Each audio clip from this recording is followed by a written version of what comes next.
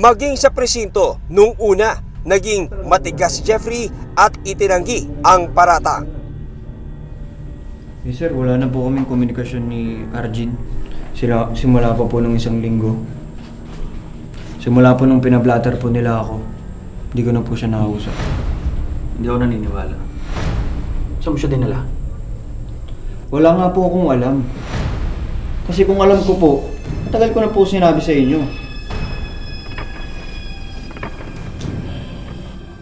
Jeffrey, magsabi ka na ng totoo.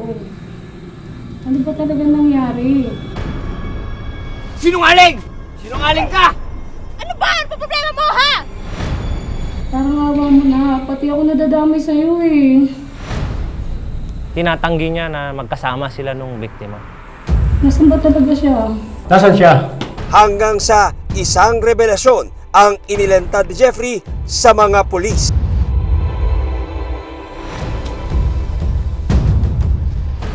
Pwedeng samahan mo kami. Nasaan siya?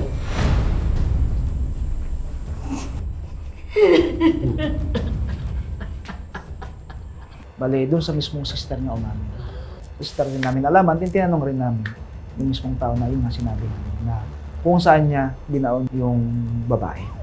Sa puntong yun, nagsanib puwersa ang Quezon City Police Station 3 at Caloocan City Police Station North Extension Office para mahanap ang nooy nawawala pa rin na si Arjun.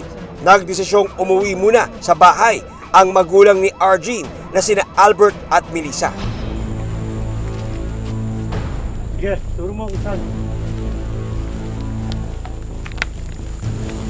Nang hukayin ng mga otoridad